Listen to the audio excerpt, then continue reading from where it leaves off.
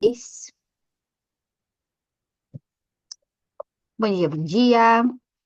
Vamos para mais uma leitura e uma conexão conosco mesmo em relação à palavra, extrair uma porção de tendência da semana para que a gente possa ter um direcionamento. Estamos terminando o livro de Levítico, estamos no capítulo 25 e nele diz o seguinte: Deus falou com Moshe no Monte Sinai, dizendo: Fale aos filhos de Israel e diga-lhes: Quando vocês vierem à terra que eu estou dando a vocês, a terra deve descansar um shabat para Deus. Vocês semearão seus campos por 6 anos, e por 6 anos podarão suas videiras e ceifarão suas safras. Mas no sétimo ano, a terra deve descansar por completo. É um shabat para Deus. Vocês não podem semear seus campos, nem podar suas videiras, não ceifem as safras que cresceram por si próprias, e não vendimem as uvas em suas videiras, não podadas, uma vez que é um ano de descanso para a terra. O shabat da terra será para vocês comerem, para você, seu escravo, sua escrava, para seu empregado, para o residente que vive com você.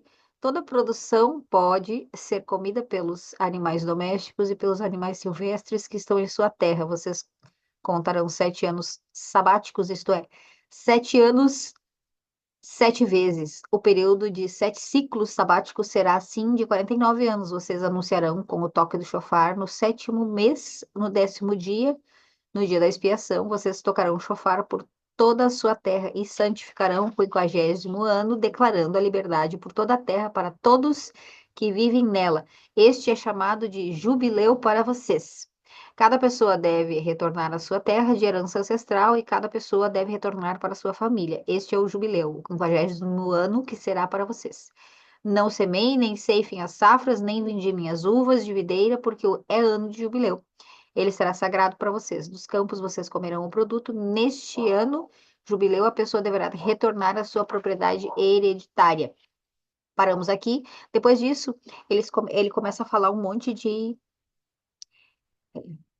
orientações sobre ética no que diz respeito ao dinheiro, no que diz respeito ao trato com o outro. Quando venderem para seu próximo e comprarem do seu próximo, não enganem um ao outro.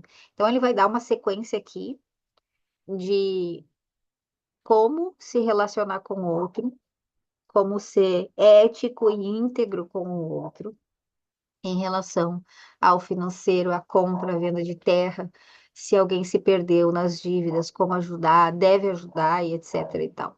Mas me chamou muita atenção em primeiro ponto, esse fato da espera e da contagem do tempo. O quanto nós somos incapazes de contar o tempo. Nós deveríamos ser capazes de contá-lo. O quanto a gente é apto para esperar algo. E aí a gente pode levar em consideração que a terra que ele está falando aqui e o descanso que ele está falando aqui pode ser traduzido para nós como contemplação hoje. Quando fala de descanso, fala de contemplação. Quando fala de Shabat, fala de contemplação.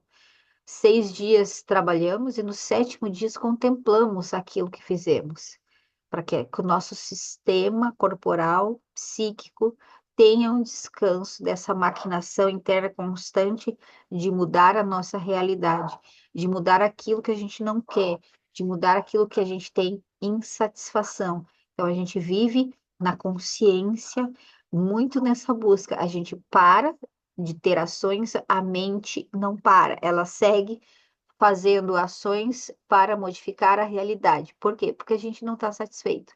Então, ele está nos orientando a dizer: para, se satisfaz pelo menos uma vez por semana. Aqui ele está aumentando. Para, se satisfaz de 7 em 7 anos.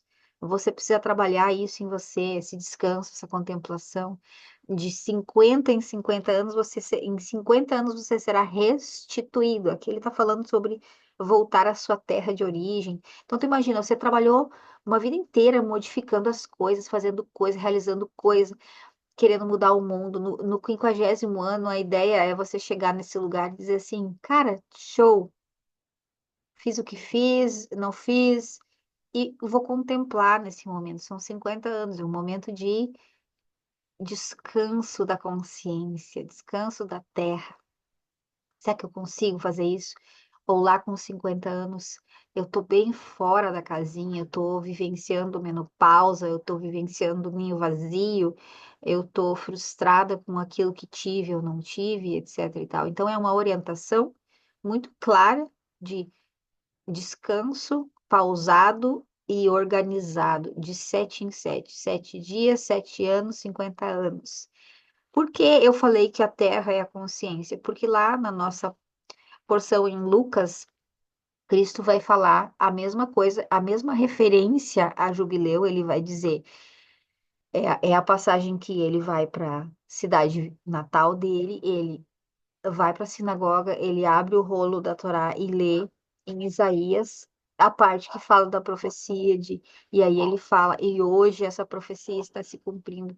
É uma profecia que fala que proclamarei liberdade aos cativos e anunciarei o ano de descanso, o ano aceitável para o Senhor, o ano de descanso. Ele está falando sobre o jubileu.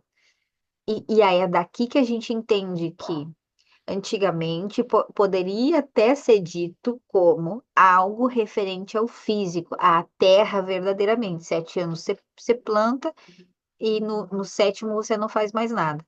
Ou 6 dias você trabalha, no sétimo você não faz mais nada, como algo somente literal e não algo psíquico. Cristo vem dizer, não, é consciência.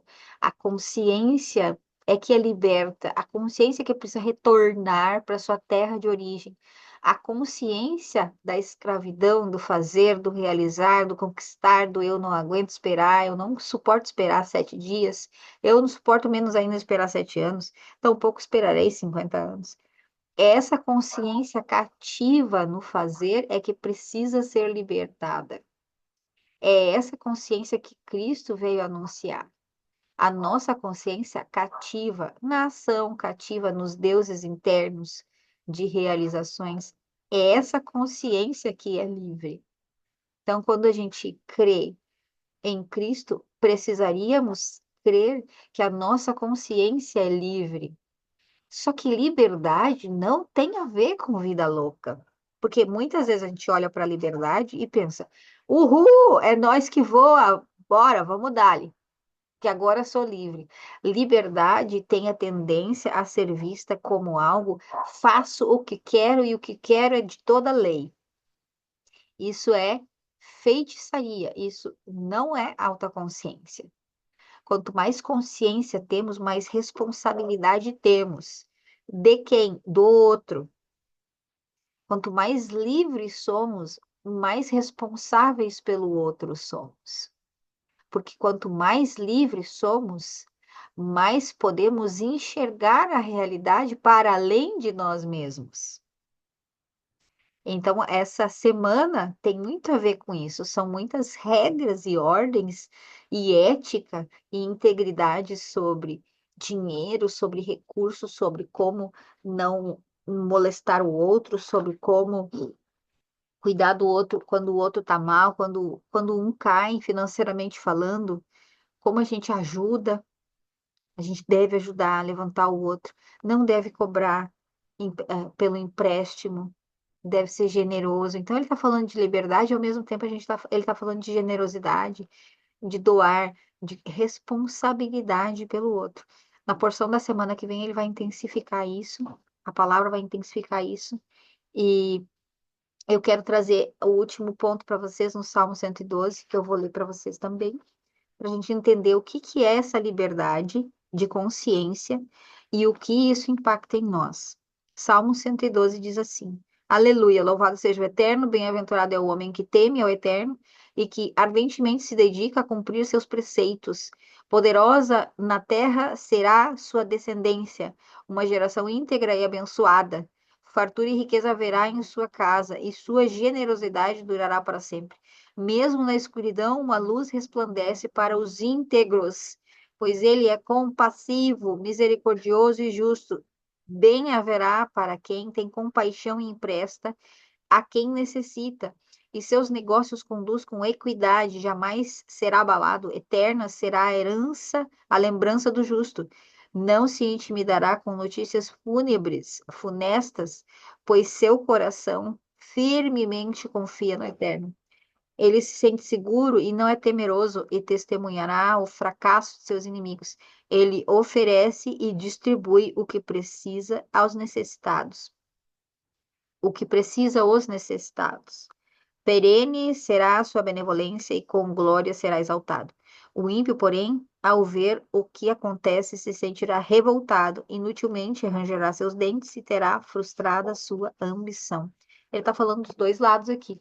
O lado íntegro, que vai olhar para essa consciência livre e vai se responsabilizar pelo outro, vai olhar para aquilo que está escrito aqui e não vai enxergar como leis passadas, vai enxergar como uma modificação no próprio caráter, vai olhar para os ensinamentos que tem aqui e vai se desafiar a cumpri-los, não por obediência a um Deus punidor, mas por olhar que isso é uma retificação no nosso próprio caráter. Olhar para alguém na rua que precisa de ajuda e de livre e espontânea liberdade, que foi o que Cristo veio dar para nós, ajudá-lo. Um amigo não precisa nem ser uma pessoa estranha, um amigo, uma pessoa. Todo esse restante de literatura está dizendo sobre isso. Ou você pode ser o outro lado, aquele que não descansou, aquele que não soube esperar, aquele que não contemplou, aquele que não teve de volta sua consciência restaurada e então permaneceu escravo. Então você é a outra parte, a parte que precisa de ajuda, a parte que vai virar essa pessoa destituída da sua própria terra, destituída da sua própria consciência, com escassez financeira, precisando da ajuda daquele que vai ter a liberdade para te ajudar. A gente pode ser e escolher olhar para nós mesmos como livres e responsáveis,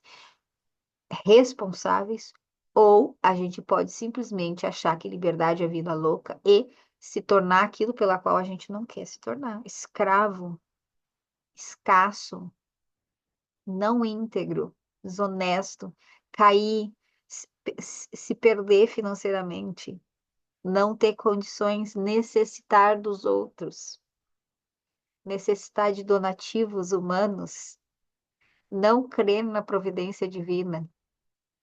Então, é uma porção muito boa para falar sobre recurso financeiro e responsabilidade com o outro, liberdade financeira e responsabilidade do outro, liberdade de consciência e responsabilidade pelo outro. Então, que a gente possa e esperar, né? Saber esperar. Então, essa é a porção da semana para conversar com vocês, esses tópicos, que a gente possa saber esperar, que a gente possa estar do lado da integridade, da consciência, que a gente possa parar uma vez por semana e olhar para as coisas que a gente faz com gratidão, olhar para as coisas que a gente realizou, que Deus realizou em nós, a própria obra da criação e contemplar e se regozijar, fazer isso de 7 em 7 anos, aprender a contar os anos nas coisas que a gente tem, como, por exemplo, abrir uma empresa e contabilizar essa empresa, quantos anos tem a sua empresa, seu trabalho, seu relacionamento, o que isso significa, como a gente pode também introduzir esses tempos de contagem dentro das nossas, entre aspas, propriedades, trabalho, relacionamento, filhos, o quanto são de transições. Os próprios filhos é outro tema. Existe na psicologia a transição de 7 em 7 anos. Os setênios também são pontos de transição psíquico. E isso a gente precisa entender como não é consciência, não é coincidência, é já um plano estratégico muito bem orquestrado pelo nosso Criador. Que a gente possa se regozijar nisso. Instagram, eu fico aqui. Se vocês quiserem entrar no nosso grupo de WhatsApp. Lá a gente tem mais bate-papo sobre alta consciência, sobre evolução, sobre o feminino, sobre a fé, tá bom? Beijo pra vocês e até. Por aqui tudo certo? Eu captei isso da palavra, mas quero ouvir vocês, se vocês têm mais algo a complementar. Tô aberto. Para mim ficou muito bem marcado o ano jubileu. e o quanto a gente é incapaz de contar esse tempo, ou de crer que isso tem a ver com consciência. É uma consciência. Certo, minha gente? Gratidão por hoje. Cada qual faça a sua oração no seu cantinho, tá bom? E a gente se vê logo mais às 8h30. Um beijo.